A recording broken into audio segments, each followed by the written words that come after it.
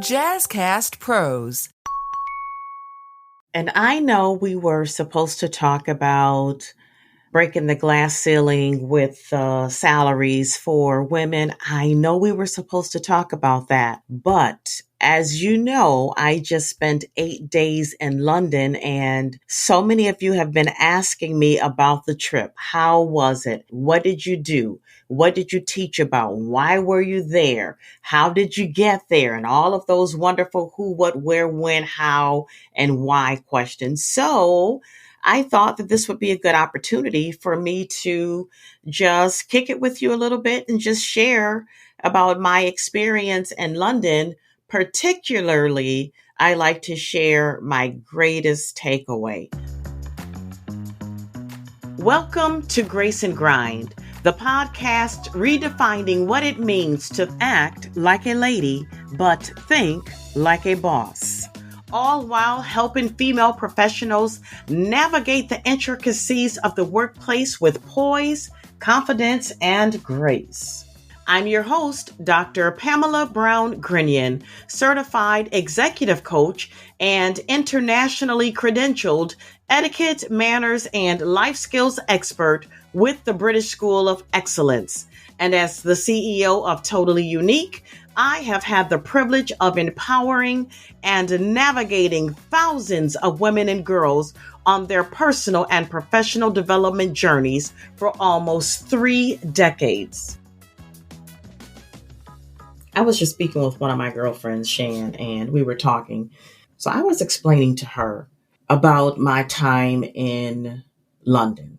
It was amazing. It was on so many levels. It was incredibly amazing. Changed my life.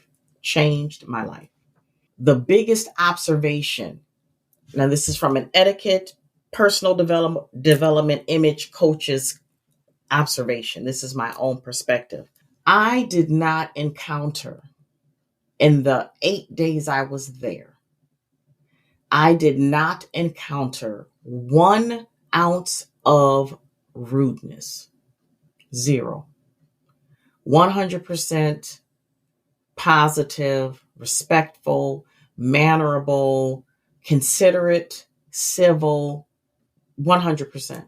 From the doorman all the way up to CEO, owner, impeccable. Customer service, attention to detail. It was amazing. Then I started to really think, like, how is everybody like that? Like, because that's not, I live in the US, How would everybody?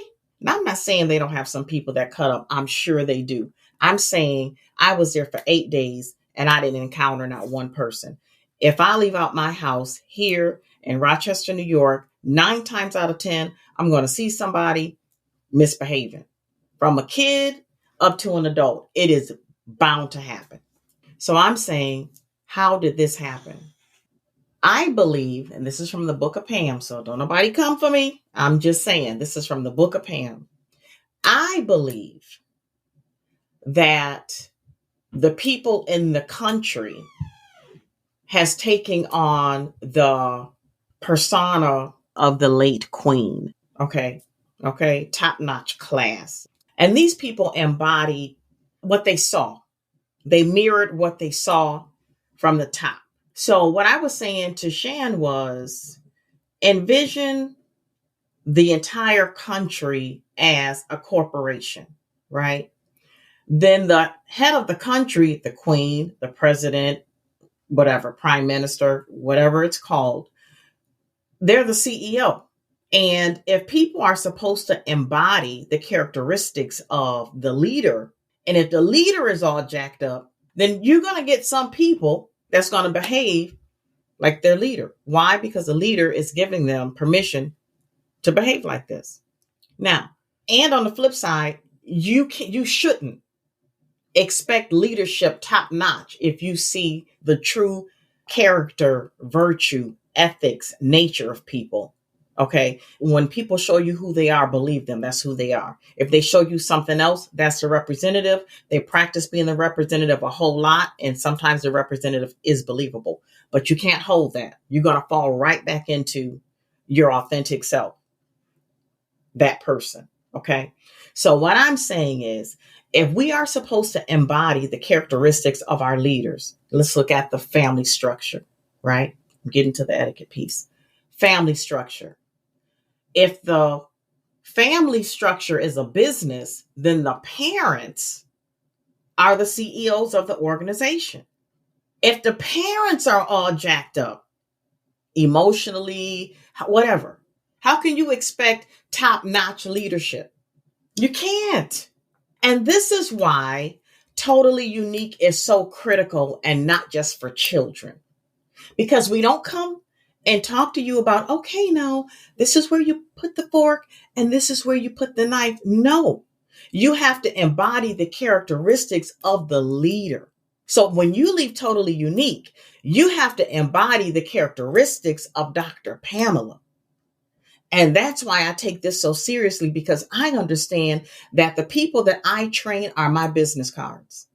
And the people that I train, when you come to me and I have what I have inside of me that God put in me, how dare I not share what God put in me to give to you? How dare me? I don't lead like that. I lead and I show you. When I give you me, I would have given you everything that I've got.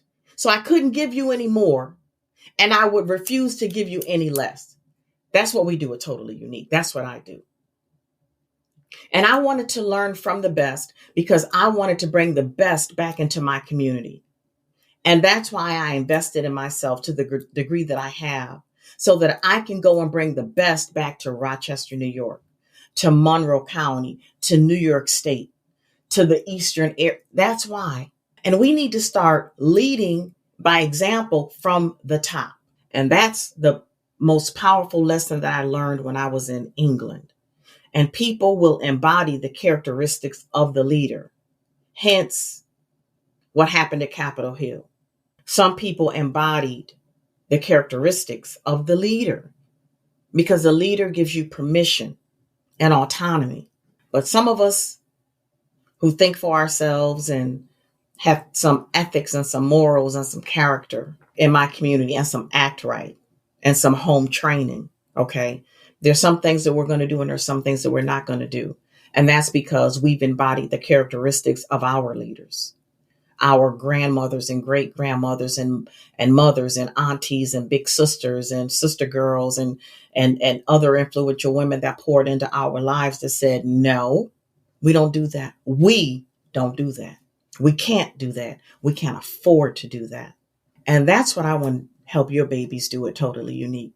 I want to be that person that says to them, we don't wear bonnets outside. We don't wear our pajamas outside. And this is from big sister to little sister. And I'm telling you this in love, because you always going to have to work twice as hard to get half as much. You're Black and you're a female. And then you still may not get it. Why? Because the intersectionality of your Black and your female comes together and it explodes. So you can't afford to do that. So promise me that you're not going to do that anymore, because you're not just representing you, you're representing me, and you're representing the entire populace of Black women altogether. And the only way we're going to change what people think about us and how we're perceived is if we change it. And the only way to change our people is to change our people. Let's lead by example, regardless of where you are, what context you are, the country, corporation, nonprofit, parent, big sister, wherever you are, teacher, wherever you are, lead by example in the way that you want these babies to be. If you live by Mahatma Gandhi's be the change you want to see, if we all embrace that and live by that, and we embody that, and we behave accordingly with civility, respectfulness, if we all, each one be that person, because nobody told us to, because it's the right thing to do. If we all become that person and stop expecting the next person to be that person, or for somebody to tell you, I've told you. If we just be that way because it's the right way to be, then we can change. We could change the world if each person would govern themselves and use some ethics and some more high level of ethics, moral and character and human kindness and decency. If we did that, each person for themselves, we could change the world. Hello, my name is Emma Parnell, and I'm the Learning and Development Specialist for the British School of Excellence in London. And I want to tell you about Dr. Pamela. So I first corresponded with Dr. Pamela when she attended our Train the Trainer course. I reviewed her assessment as part of it, and that was one of the easiest tasks I've ever had. But then I had the absolute privilege of spending some time with her when she came to London to run one of her sessions for another of our cohort of Train the Trainer students. Her energy, her creativity, and genuine love for education and her students, which is clearly reciprocated, shines through. Dr. Pamela has an extraordinary talent for turning complex concepts into engaging lessons. She reaches every student in a way that makes them feel safe and comfortable, and yet still sparks that all-important curiosity and a love for learning. And that's what I think truly sets Dr. Pamela apart from others who may offer a similar syllabus. It's her deep and genuine passion for the young people in her community. She treats every one of her students with warmth, kindness, and she has a sincere desire to make a difference no matter their background. I have to say, Dr. Pamela is such an inspiration. Her boundless enthusiasm is just so infectious that those around her, me included, cannot help but be swept along to pursue their passions with similar excitement and dynamism. She shows her students that learning essential social skills and believing in themselves, truly being proud of themselves, is true success. And it doesn't actually have to be measured by accolades, but by the choices that they make and the positive impact they have on the lives of others around them. Any young person who wants to be the best that they can be can do no wrong by attending one of her amazing classes. Thank you. So I was invited to go to London to train at the British School of Excellence for their Train the Trainer program. And as many of you know, I participated in this program just 10 short months ago. And the owner of the company, Mr. Philip Sykes, and I, we just, from day one, we hit it off so incredibly well, to the point where when he approached me about possibly partnering with the school, doing some collaborations with their youth development programs, I was so taken aback. I was like, oh, you want little old me? I was thrilled and excited and gladly accepted that offer.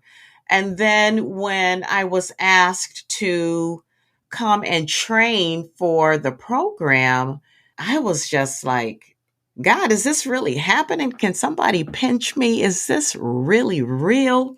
As soon as I finished the doctoral program, it just seemed like the floodgates of heaven opened up. I mean, literally, and I am being taken away on a tsunami. And it's been all so incredible. And I feel so blessed that God would open these doors for me, number one, but also to be used in the way that I'm used to help impact the lives of other people. So while I was there, well, let me back up. What I was asked to do was to speak on the best practices of training youth.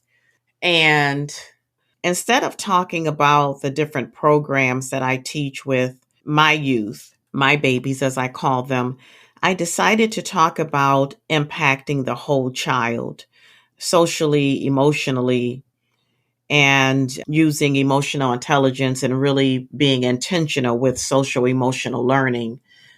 Because to me, that is the most critical part of training that is sometimes omitted because people don't want to get too close or become vulnerable. But that's authentically who I am. So it just made sense for me to go in that direction instead of from a total educational standpoint. And so I decided to create some intimate moments with myself and the cohort because I really wanted to reach their hearts and I really wanted them to see mine and I wanted them to feel me. And so I talked about the sacred part of training, and that is not just dressing people up on the outside and giving them these skills that they can exhibit simply because they've learned them and then practiced them. And now, they know how to exhibit them. Instead, I talked about going in on the inside first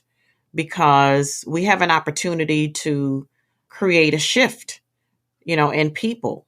And so, why not take advantage of that opportunity and really help people, particularly from the inside? And that is my life's work. I literally heard my mother say to me, Link, you got this. You got this. And it was like something just dissipated in me. And I realized, you know what? This is what you do. Like, this is where you thrive, right? Then thrive. So I just released it and I just said, just be your authentic self. And I reminded me of who I am and whose I am and the mission that was set before me and why I was there. And then it just flowed. It just flowed naturally. But I don't want you to take my word for it.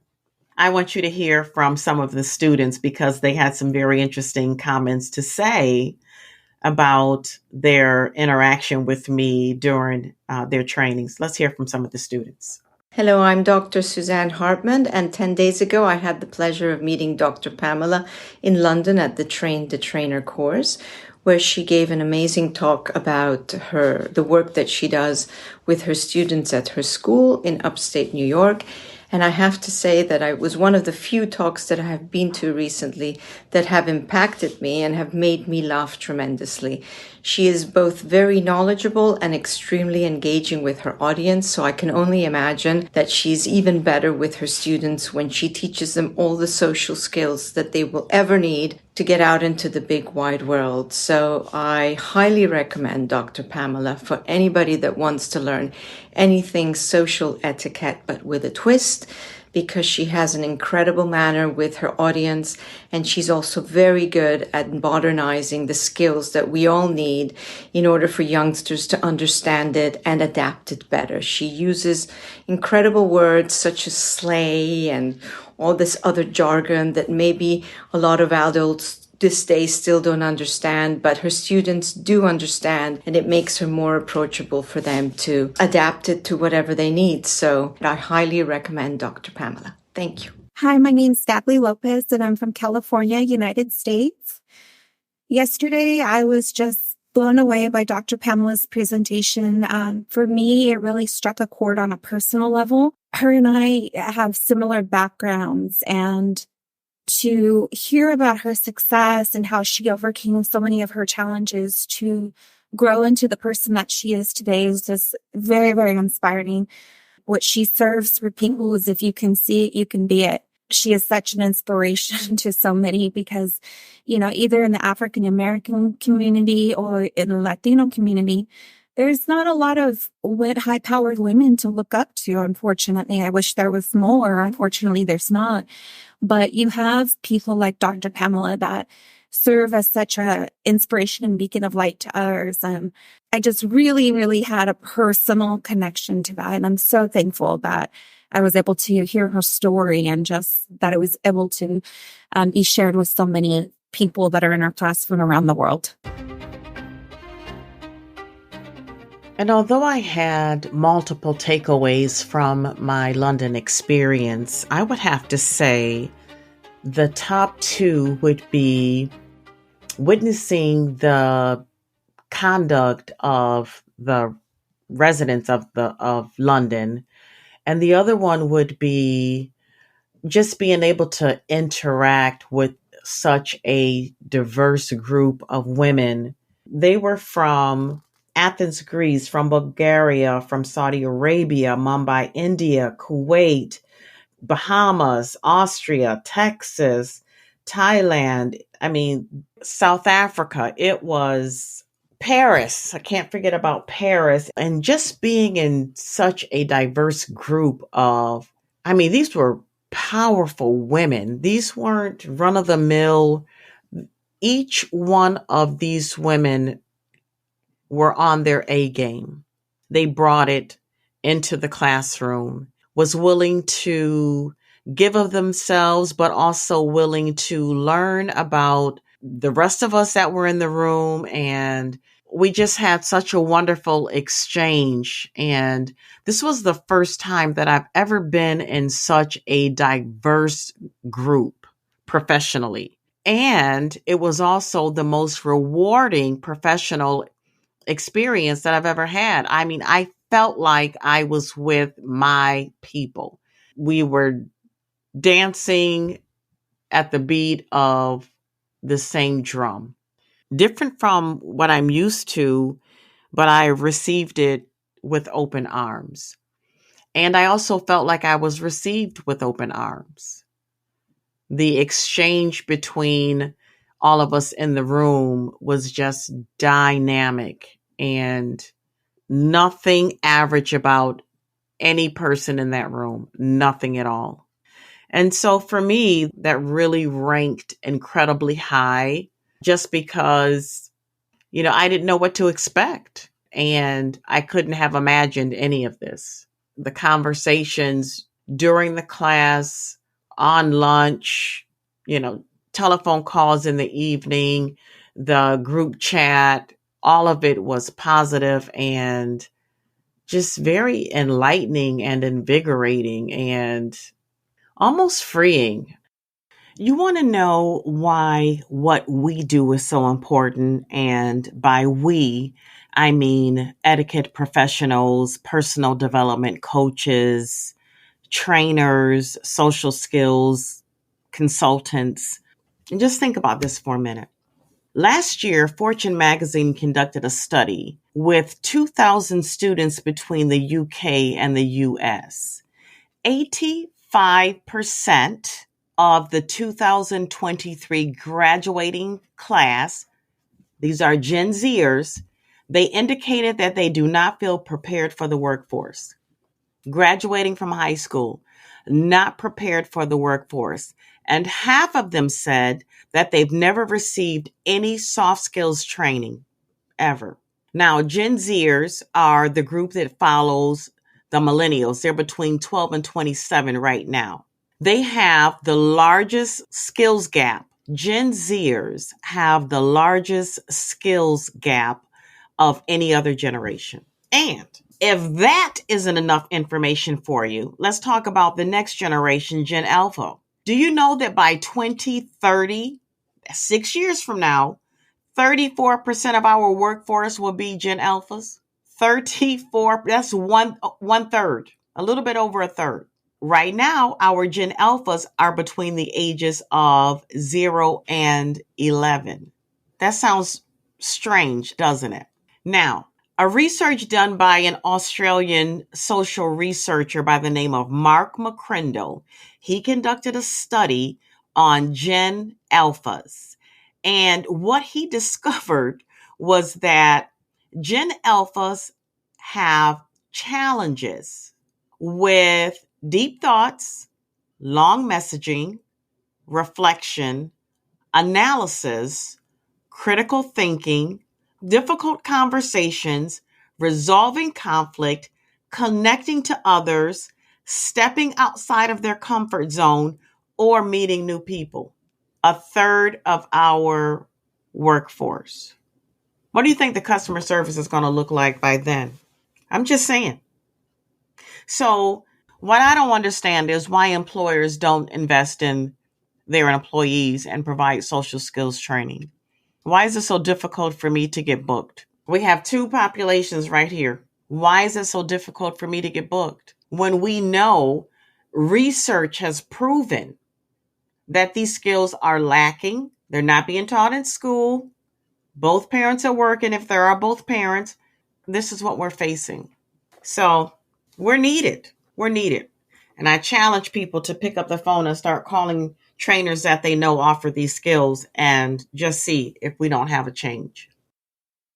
When I left London, I felt like I had such a life-changing experience that I'm expecting so much more of myself. I'm expecting to give so much more of myself because of that experience. And I'll never be the same. It changed my life. It truly, truly transcended something spiritually for me. I felt like my soul was awakened to a whole different level. And I made some critical decisions about my life while I was there.